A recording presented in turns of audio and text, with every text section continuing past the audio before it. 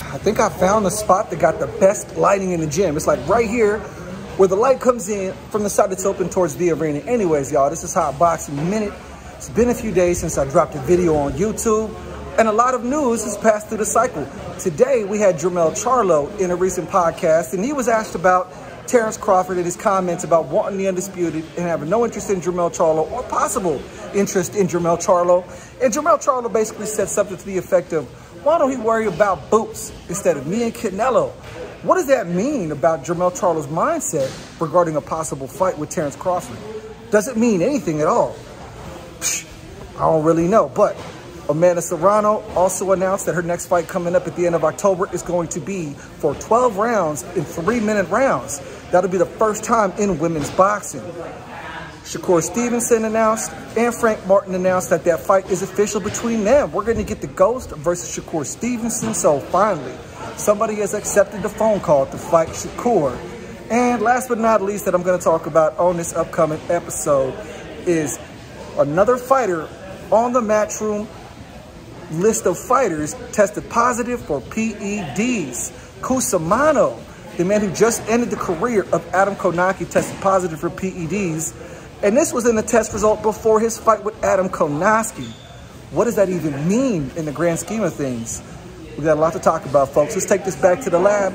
You already know what time it is, y'all. Let's chop this up. Hey, hear him. Down goes Frazier.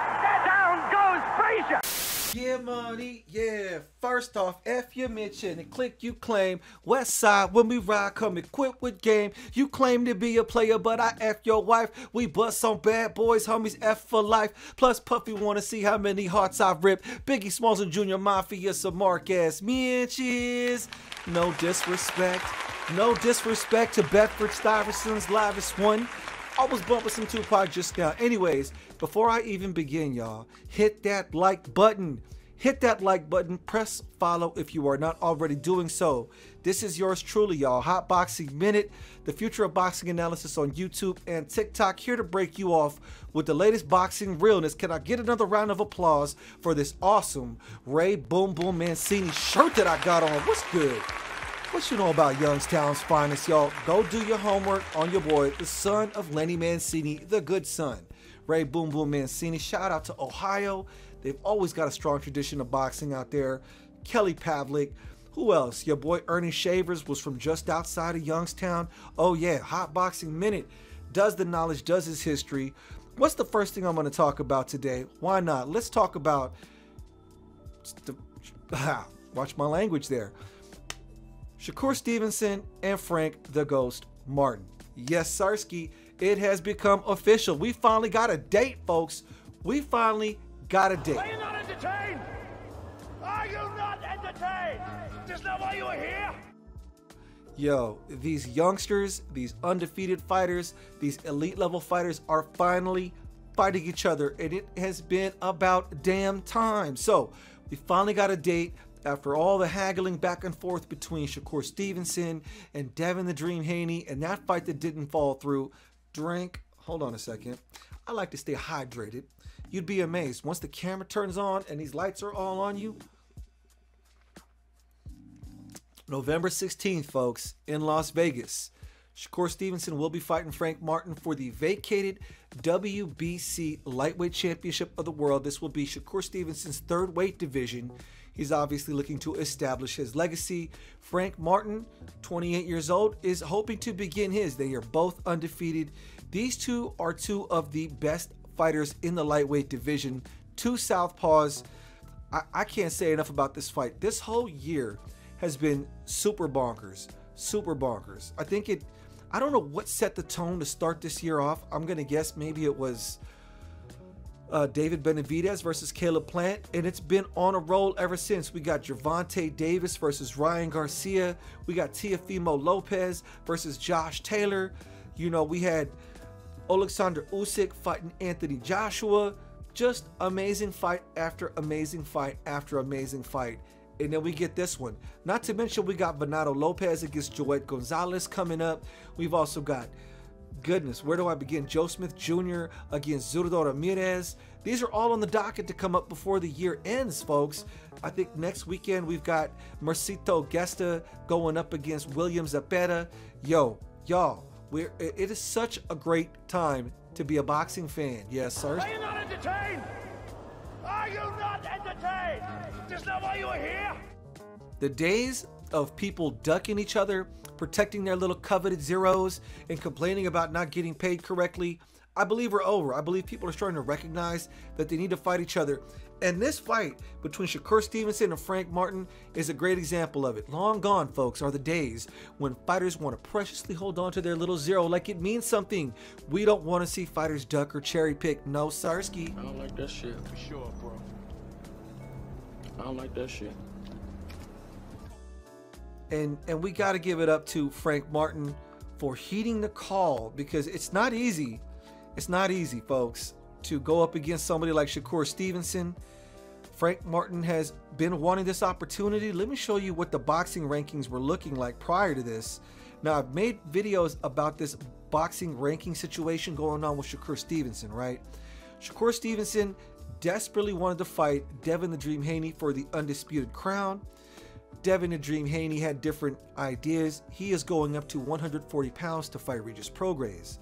So as of right now, if you look here in the WBC rankings, there is no champion. Devin the Dream Haney is not the undisputed lightweight champion of the world anymore, folks. Yeah. Hey, it is what it is, y'all. It is what it is. These things happen. So we've got a vacant belt. Vasyl Lomachenko turned down the offer to fight Shakur Stevenson. Isaac Cruz, he doesn't want to get tested. He wants that life-changing money in a rematch with Tank. I need some more water. Here we are. Frank the Ghost Martin. It is his turn, folks. It is Frank the Ghost Martin's turn. And unlike everybody else, he did not get scared. You got to give it up. It's Frank the Ghost Martin has great power. He started boxing a little late, about 20 years old, but he's very explosive, has very good fundamentals. He comes from the Derek James School of Boxing. So, in effect, it's kind of like the battle of the little bros of Terrence Bud Crawford and Errol Spence, because Shakur Stevenson trains a lot out there in Nebraska. He's kind of an apprentice to Terrence Crawford. And, of course, you got Frank the Ghost Martin. You know, Shakur Stevenson inside the top rank. He's managed by Jay Prince on the other side of the promotional aisle with TGB, which is a PBC promotional company, or works well with the PBC. You got Frank Martin, who is managed by Man Down Promotions. That is Errol the True Spence Jr.'s company. So let it be known, folks, these companies are these companies can work across the promotional aisle. It is possible. Don't nobody want to see that excuse of, oh, I can't fight that person because they're from a different promotional company. This is Top Rank. This is PBC. They're doing business together. Because what do we think, folks? What do we think when these promotional companies make excuses about not being able to work with each other? Man, this is some bullshit! Well, very different, folks. This time around, we're getting a great fight. I just want to celebrate. I just want to celebrate. Yeah. Oh, yeah, folks. You know I got to sing. I got to do my thing. I should have been a singer. Yeah, I guess that might be a good joke. But we're going to switch off. Let me know what you think about Frank the Ghost Martin against Shakur Stevenson. Do you like the fight? Do you dislike the fight? Do you think Frank Martin will at least win 3 to 4 rounds? I'm heavily in favor of Shakur. Let me know how you think that fight plays out in the comment section. Hit the like button. Hit follow if you haven't already done so. The next thing on the agenda, on the docket that I want to talk about, Amanda Serrano versus Danila Ramos on October 27th out there at the Caribe Royale Casino / Venue Hall out there in Orlando, Florida. We love Amanda Serrano, and the big announcement on this one, folks, that makes this fight so interesting is that it is going to be the first time in like the past 15 years. I think the last time they did something like this was 2007.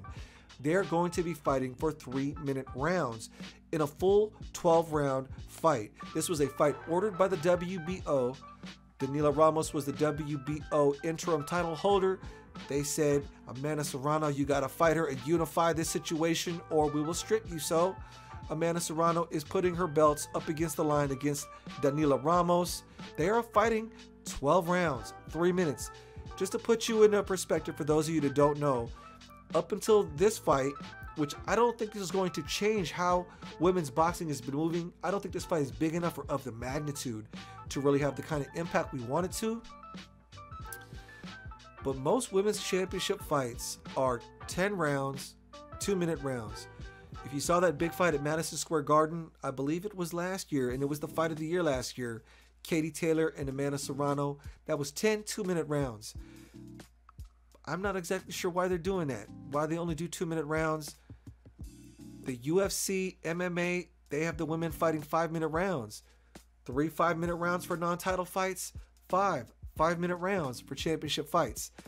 And I wish boxing wasn't so far behind MMA on this. Boxing in the United States of America has always been at the forefront of cultural shifts, sociopolitics, and entertainment. When it came to Jack Johnson being the first black heavyweight champion, it was controversy. When Muhammad Ali, or actually Joe Louis during World War II, there was a lot of stuff going on with his identity being a black American, representing black America, representing America, fighting Max Schmeling in what was the biggest fight of that century at the time. And then Muhammad Ali during the Vietnam War, the fight for freedom of religion, and of course that ugly 7-headed serpent in American social culture called racism. But when it came to advancing women in combat sports, the UFC had Ronda Rousey, and now there's a thriving industry revolving around women fighters in the UFC. Rose Namajunas. You got, what's her name? Zhang, the girl who just knocked out Namajunas. You got Shevchenko. You've got all those girls from Brazil. I don't know the names of them all specifically, folks, but boxing is finally catching up. We're finally selling out arenas. You got Clarissa Shields, who just packed a house out there in Detroit. Alicia Baumgardner. So it's moving forward. I like the idea of 3-minute rounds. Mauricio Suleiman was recently interviewed. I want to say it was by Dan Canobio, but don't quote me on that. And Mauricio Suleiman, the president of the WBC, he said that they will not sanction this fight. The WBC will not sanction a fight between Amanda Serrano and Danila Ramos. That means the WBC belt is not on the line in that fight. He is adamantly against women fighting 3-minute rounds. You can go Google up the interview. I think I saw it on Twitter somewhere. I don't agree with that, y'all. If women want to get that equal pay, it starts with them towing the line equally, yo. I'm doing my part as a content creator to try to push women's content out there. I've been making women's related boxing content since I started on social media. It is amongst my lowest performing engagement posts, but we need to start doing this, folks. It will not tow itself. So as a media member, I'm towing the line. Women that are in the ring, it's y'all turn to toe the line. No knock to Michaela Mayer or to the other elite level professional fighters in the game, the women who say that the pay rate needs to match going up to 3 minutes. That's not how it works. You work what you're worth, what society deems you as worth, what the boxing game and what kind of drawing power you have. Well, a great step forward and a great showing of good faith is to fight them damn 3-minute rounds. So I'm not sitting there getting hit with that every time I talk about how awesome women's boxing is, because I'm always talking about it and I always get hit with that. I don't find 2-minute rounds entertaining. Women fight 3-minute rounds in the amateurs, if you didn't know that. So I'm trying to see it happen. I'm not really sure at what age men decide they stop liking to enjoy watching women fight. I know when most of us men were growing up in school, in elementary and high school, we loved watching women fight. And I love watching women fight to this day. To this day. To this day. To this day. To this day. And just for a point of reference, the last time we had 3-minute rounds, I believe that was 2019, when Marlon Esparza and Sinisa Superbad Estrada were early in their careers. They fought 10 3-minute rounds. I remember that fight. Marlon Esparza got like a cut on her forehead, and so they ended up going to the cards and they gave the win to Sinisa Estrada. That's going to be one of the big fights in women's boxing at some point when they have that rematch, but the focus is on my girl, Amanda Serrano, and she's fighting Danila Ramos. The only caveat I have to that fight is that, well, Danila Ramos, I think she's going to get knocked out, y'all.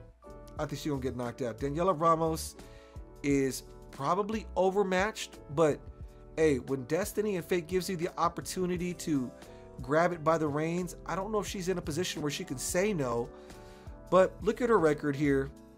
It is not the craziest of records. She's only 12-2 with 1 knockout, so she doesn't have a lot of experience. She doesn't have a lot of tags on her amateur record.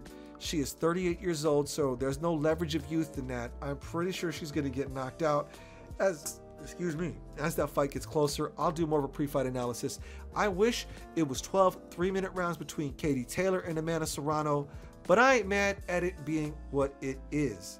So let me pivot away from Amanda Serrano. Oh, how do I do this? Okay, I wanted to get full screen with me. So another controversial issue in the boxing game, y'all. Another Matchroom fighter has popped hot for PEDs. I don't know what is going on with Matchroom, but yes, folks, another fighter in this boxing game has been caught with PEDs.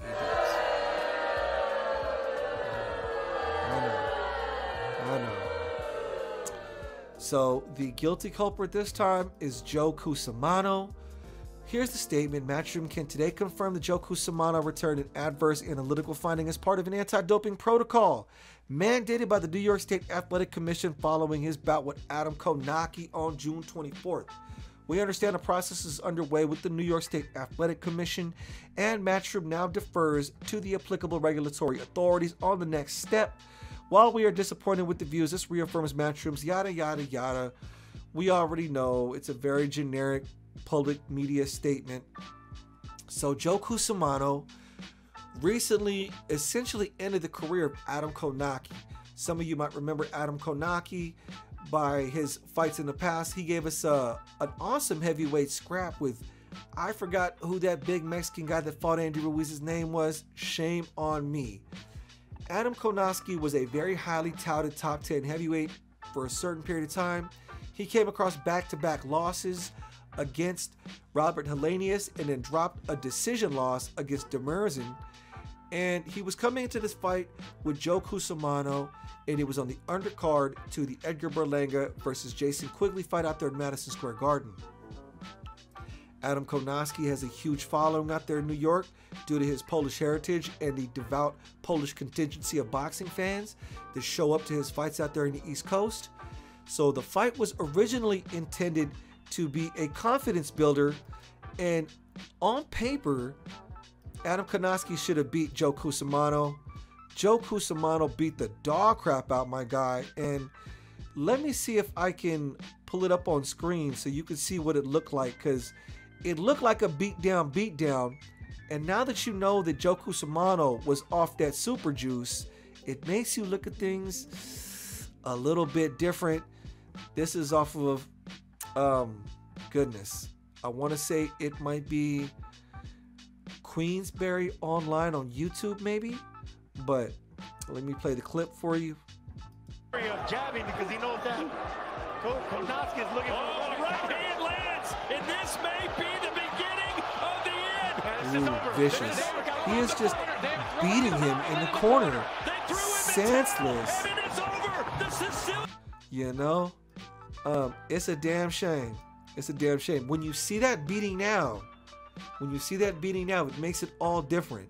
You're like, oh, he was beating him on steroids. Folks, this is a problem in boxing. I don't want to virtue signal too much on this issue of PEDs. It's been a problem in the sport of boxing. I don't know what the solution is, y'all. I'm just a content creator and a media guy who loves the sport of boxing. Can you actually get rid of PEDs in the sport of boxing? If you got any ideas on how it is they can further regulate PED abuse in the sport of boxing, feel free to let me know in the comment section, because I don't know. My boy Rob the Boxing Shrew from Twitter was nice enough to make us a good compilation, a mixtape of the fighters who have recently failed. This is the high profile fighters that we caught in the last couple of years, or the most high profile fighters in the last 4 or 5 years. Canelo Alvarez, Tyson Fury, Alicia Baumgartner, Dillian White, Conor Benn, Luis Ortiz, Jarrell Miller, Kid Galahad, Robert Helenius, Lucas Brown. Not on this list is Zolani Tete, my guy Oscar Valdez. You know, it's steroids, y'all, or PEDs. Not all the time is it anabolic steroids. Sometimes it is a diuretic, but they're getting caught. And the punishment being doled out when they violate isn't even. Zolani Tete caught a 4-year ban just recently. Oscar Valdez, nothing happened to him. Conor Benn, he's supposed to be lining up to get a fight with Blair the Flair Cobbs, but nothing happened. And apparently, according to the British Boxing Board of the UK, he is still in investigation, but I think he has a license to box in the United States. So what kind of punishment is it, or a deterrent, if none of these fighters are actually getting penalized? Mind you, Oscar Valdez is my homie. I don't know how he tested positive. It's not up to me to judge, but I don't know what the answer is, folks. It's all bad. It's all bad. But let me know what you think can be done. What do you think happens to Joe Cusimano? I think, being that he's already got like 4 or 5 losses on his record, he's essentially a journeyman. I'm sure he doesn't have the money to fight this in court to make it a long, drawn-out affair till he gets the minimum punishment. I think this might be a career ender for Joe Cusimano. We'll find out. We'll find out. I'll keep you updated on the status of that. Let's talk about my guy, Jermell Charlo. Jermell Charlo, the undisputed 154-pound champion. Can we get a round of applause for Texas-bred Jermell? Yes, Sirski. We do definitely love our boxing champions. So, Jermell Charlo was making boxing news because he was in an interview for Showtime Boxing with Steven Jackson, and he made some comments about Terrence Crawford, and people are trying to interpret it as maybe Jermell Charlo is giving off nervous energy. I'll show you the clip, and you make the decision for yourself on whether or not you think this is nervous energy. It was on the Showtime special. He was in a therapy restroom, or a therapy room with Steven Jackson. I'm not sure why Steven Jackson is now the guy doing boxing clips for Showtime. I love, you know, the Malice in the Palace with Meta World Peace and stuff, but I just think that they should have fighters or people that are very familiar with the fight game. Either way, it is Stephen Jackson. And the big thing that really got everyone kind of in a tiff was the discussion they were having about, how do I put this in words that I don't want to burn bridges? Essentially, Terrence Crawford has been all over podcasts saying he is now down to entertain the idea of fighting for Undisputed. He doesn't want to fight Jermell Charlo if Jermell Charlo is not undisputed. He doesn't want to fight Tim Tszyu, so Jermell Charlo is undisputed up until September 30th when he fights Canelo Alvarez. He will then be stripped of his WBO belt. Tim Tszyu will be elevated to WBO champion. Win or lose that fight against Canelo Alvarez, Jermell Charlo will be a unified 154-pound champion. Terrence Crawford, who at first had no idea or preconceptions about fighting Canelo or even fighting for that 168 undisputed strap, he's changed his tune. He wants to make history. He wants to be undisputed in 3 weight divisions. So 154 is off the table because Jermell Charlo got stripped. What is left is the undisputed super middleweight championship of the world that Jermell Charlo is going to be challenging Canelo Alvarez for on September 30th. A lot of people are talking about Terrence Crawford fighting the winner of that fight. And if you were watching the fight between Terrence Crawford and Terrence Crawford and Errol Spence, all throughout his time in that ring with Errol Spence, Terrence Crawford kept looking over. He kept looking over at Jermell Charlo. He's saying, I got you next. I got your boy. He was just talking mad trash. So, you know, Stephen Jackson and your boy Jermell were in the therapy room, and I'll let you listen to the clip, all right? Let's see. But that's why you undisputed, because all year round, you taking care of your body. That's what the respect I got for Boots. I'm putting Boots in there with Terrence Crawford. Yeah, I want to see that. I see Boots and Terrence Crawford go at it. That'll be nice. Leave us alone. Okay, that right there was what got people talking. That right there was got people talking. Big ups to my man, Jermell Charlo. He said, Terrence need to worry about boots.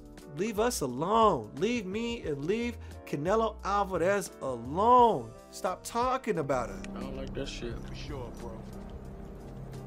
I don't like that shit. You know, is it beef? Is it beef between Terrence and Jermell? Is it friendly banter? Where's the beef? Where's the beef? Hey, where's the beef? Yeah, I don't know what it is, but a lot of people were interpreting that as nervous energy on a part of Jermell Charlo. I don't think it was nervous energy at all. I think it was Jermell Charlo just chilling in a very relaxed state, talking about Terrence Crawford like little bro. Like, we're the big boys. We're fighting at 168. You're 147. You a little dude. Worry about the other little dudes, or relatively speaking, little dudes, and stop tripping off of us. Go worry about Boots Ennis.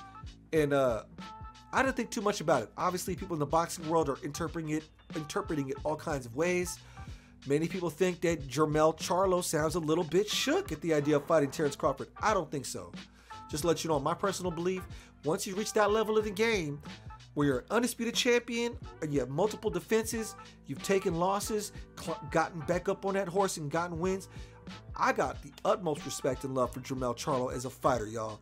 He lost to Tony Harrison, got it back in blood, got that draw with Castaño, got it back in blood.